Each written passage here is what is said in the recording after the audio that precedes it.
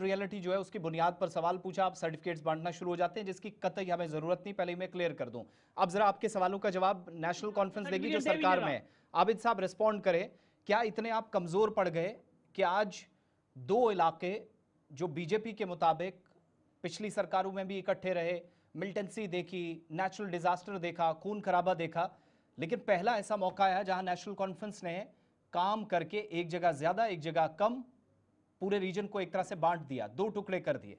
Leader of opposition जो कह रहे हैं।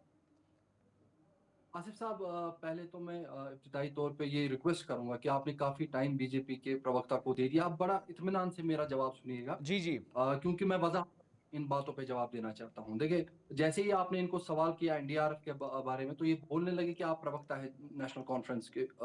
तो इससे साफ जाहिर होता है कि ये फैक्ट से कैसे दूर भागते हैं। अब मैं अपने फैक्ट सामने रखता हूं।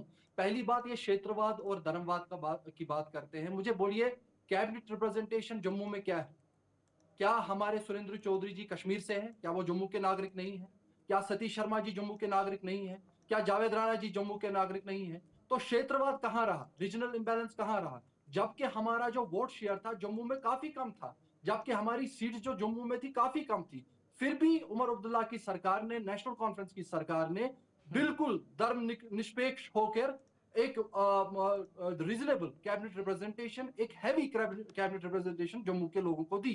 तो शायद ये बात बीजेपी के प्रवक्ता यहां भूल गए। वहीं पर मैं आगे बढ़ूंगा।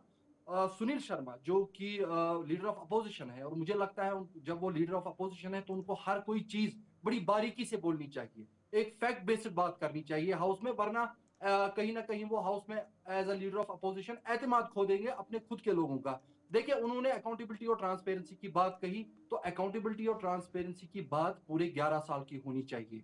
अगर शगुन परिहार जी बोल रही हैं कि उनके इलाके में generations have been left alone from development, तो मुझे बोलिए, पिछले 11-12 साल से बीजेपी चाहे इनडायरेक्टली सेंटर की तरफ से यहां रूल कर रही है एज एलजी, या फिर वो सरकार में थे पीडीपी के साथ, तब जाके उन्होंने वहां के रोड्स ठीक क्यों नहीं किए?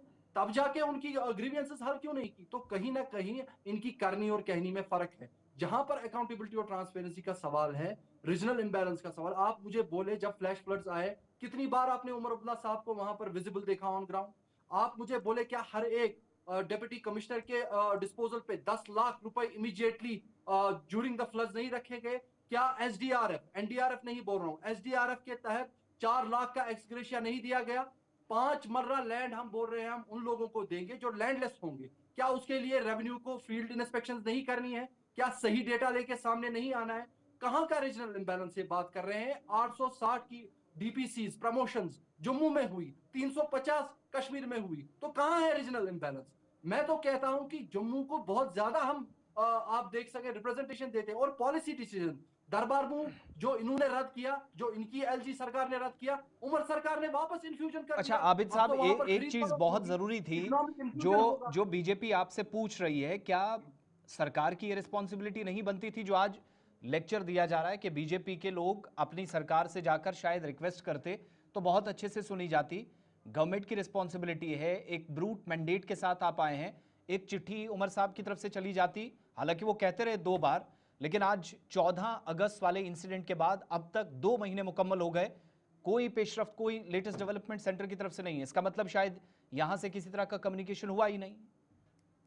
देखिए आसिफ साहब, बार बार जम्मू कश्मीर नेशनल कॉन्फ्रेंस की सरकार ने, खुसूसन उमर साहब ने, होम मिनिस्टर साहब या प्राइम मिनिस्टर साहब के साथ जब से ये फ्लड्स का सानिया सामने आया, कंटिन्यूअसली इन टच रहे हैं। और कई बार हमें ये एतमाद भी मिला था कि बिल्कुल सेंटर आपके सहयोग में होगी, और करीबन 232 करोड़ का सेंट्रली एलोकेटेड फंड भी फ्लैश फ्लड्स के लिए आया। हम इस बात से एतराफ नहीं करते कि शायद सेंटर हमें पूरी मदद नहीं कर रहा है, लेकिन कहीं ना कहीं अगर आप ये बोलेंगे कि स्टेट पीछे रहा है कोई भी रिलीफ प्रोवाइड करने में, तो ये सरासर गलत बात है। जबकि फैक्ट्स इसके बरक्स बात कर रहे हैं, चाहे वो एक्सग्रेशिया की बात हो, चाहे हम 5 मरला लैंड दे रहे हैं, तो उसके लिए एक सेंट्रली ज्वाइंट टीम असेसमेंट कर रही है।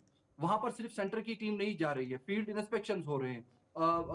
रेवेन्यू जो यहाँ का है वो एलजी साहब का डोमेन है, तो वो फील्ड इंस्पेक्शन पे उनका भी इख्तियार है। तो कोई भी ऐसी बायसनेस नहीं होगी। और जहां तक अकाउंटेबिलिटी और ट्रांसपेरेंसी की बात है, आप देखें, हमने जेके आरटीआई को ऑनलाइन कर दिया, करीबन 61 डिपार्टमेंट्स अच्छा, की ये आप ये आबिद एप्लीकेशन साहब, ये ऑनलाइन कहने दर्ज की कर सकते जरूरत हैं। क्यों पड़ी कि प्रधानमंत्री आवास योजना के तहत जो उस दायरे में आते हैं क्राइटेरिया के मुताबिक उन लोगों की मदद हो रही है, या तो नेचुरल डिजास्टर से उनको नुकसान पहुंचा या फ्लड विक्टिम्स कह लीजिए, डिफरेंट एरियाज के अंदर, कालाबन मेंढर के अंदर एक इंसिडेंट हुआ, रियासी के अंदर हुआ, चशोती में जिन लोगों के साथ हुआ, यहां तक गवर्नमेंट की तरफ से परसों एक जवाब दिया गया कि हमारे हाथ में इससे ज्यादा कुछ भी नहीं है, हम सिर्फ रिपोर्ट तैयार करके दे सकते हैं। इसका रद्देमल ये आ रहा कि तो इससे तो बेहतर एलजी गवर्नमेंट थी, एलजी एडमिनिस्ट्रेशन थी, कम से कम जवाबदेही 4-5 लोगों की थी। लेकिन यहाँ पर क्योस और कंफ्यूजन इस नाम पर है कि हमारे पास स्टेटहुड नहीं है तो हम शायद इस मसले से आगे बात नहीं कर सकते। देखिए, कहीं ना कहीं स्टेटहुड या राज्य का दर्जा ना होने के कारण बहुत सारी चीजों में हमारा हद इख्तियार कम है और एलजी साहब का ज्यादा रहता है, उसमें कोई दो राय नहीं है।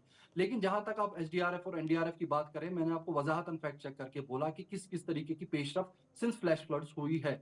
रही बात आप जो बोल रहे हैं कि क्या जरूरत पड़ी है हमें ये बोलने की कि हम तक एक लिमिटेड महदूद है। देखिए, पीएमएवाई एक प्रधानमंत्री Awas Yojana central sponsored scheme है। हमने आपने देखा होगा रिसेंटली, कल की बात है कि सीडीएफ को कहीं ना कहीं हाउसिंग फॉर ऑल स्कीम को एक पीएमएवाई के बाइंडिंग में 50 लाख तक की एक सीलिंग रखी है सीडीएफ में, ताकि लोगों को जो फ्लड इफेक्टेड है उनको हम इस साल 50 लाख तक की रकम से वागुजार करके उनके हाउसेस कंस्ट्रक्ट करने में मदद करें। तो मुझे लगता है centre shall be a step ahead as compared to the state government, the UT government here headed by Omar Abdullah, क्योंकि हमारी तरफ से हर कोई पेशरफ्त हो चुकी है। अब सेंटर